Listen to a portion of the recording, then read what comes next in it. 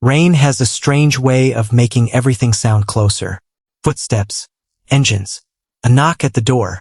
On the night investigative journalist Evelyn Cross disappeared, neighbors later claimed they heard vehicles arriving just after midnight. No police report was ever filed. No arrest warrant was issued. No emergency call was recorded. Yet by sunrise, Evelyn Cross had simply ceased to exist. Her apartment looked almost untouched. Her laptop had been wiped clean. Her latest investigation had vanished. Even stranger, it appeared someone had already cleaned away every trace that she had ever been working on a story at all. But whoever erased Evelyn made one mistake. Because months before she disappeared, she had quietly started hiding pieces of the truth in places no one would think to search. And years later, those pieces began resurfacing.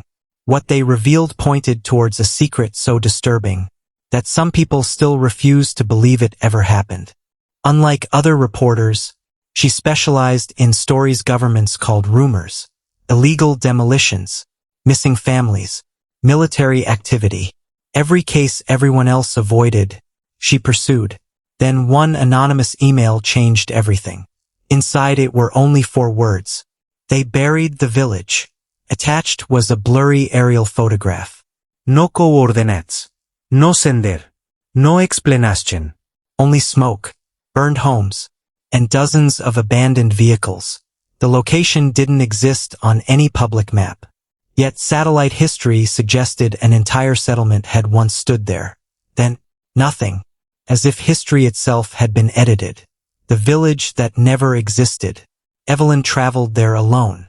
The closer she got, the stranger everything became. Road signs disappeared. GPS stopped working. Locals suddenly refused to speak. Some simply walked away. Others warned her to leave. One elderly woman whispered, "They're still watching." Evelyn kept filming anyway. That decision may have sealed her fate. Hidden among ordinary landscape recordings, she captured something unexpected. Military trucks, convoys arriving after dark, groups of civilians being escorted away. Nobody appeared violent. Nobody resisted. It looked organized, planned, professional. Then, the recording suddenly stopped. Not because the battery died, because someone grabbed the camera. The night she vanished, security cameras across Mirabel all failed within 15 minutes. Every single one. Power fluctuations, communication outages, phone lines overloaded. Official explanation? A storm. But weather records later showed the storm hadn't reached town until almost 2 hours later. So what really caused the blackout? David starts looking. Her brother refused to believe she simply disappeared. Then he discovered something strange. Evelyn had begun mailing ordinary books to different friends months earlier. Most never opened them. Inside each book, she had hollowed out the pages. Inside, pieces of evidence, photographs, coordinates, names, memory cards. She had created her own insurance policy. If she vanished, the investigation would survive. Midpoint twist. One memory card contained only 7 seconds of video, just enough to reveal one government insignia. Officials immediately claimed it was fake. Experts weren't so sure. Project Ember.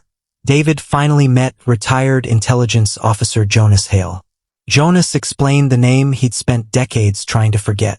Project Ember. Officially, it never existed. Unofficially, entire communities standing above valuable mineral deposits quietly disappeared. Families relocated. Records rewritten. Maps altered. Witnesses silenced. The public never noticed.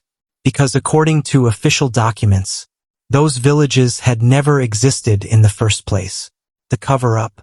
David tried releasing the files. Within hours, everything collapsed. Cloud storage deleted. Email accounts frozen. Bank accounts suspended. Friends stopped answering. He wasn't just being watched. He was being erased. Exactly like Evelyn. Final twist. Before disappearing, Evelyn scheduled encrypted files to automatically release every year unless canceled. She never canceled them. Every anniversary, new evidence appeared online. Different usernames, different countries, different servers, always ending with the same sentence. Truth survives longer than fear. No one knows who uploads them now. Ending. Today, Mirabelle appears peaceful. Children walk the same streets. Visitors take photographs. Most have no idea what allegedly happened there. No memorial exists. No official apology was ever issued. Only one mural remains. A woman holding a camera. Half illuminated. Half hidden. Underneath, a sentence that refuses to disappear. No one disappears without someone knowing. So here's the question. Was Evelyn Cross the victim of the perfect cover-up? Or did she build a trail that someone is still following today? Because if the final leak is genuine, this story isn't over. It's only waiting for the next file to surface.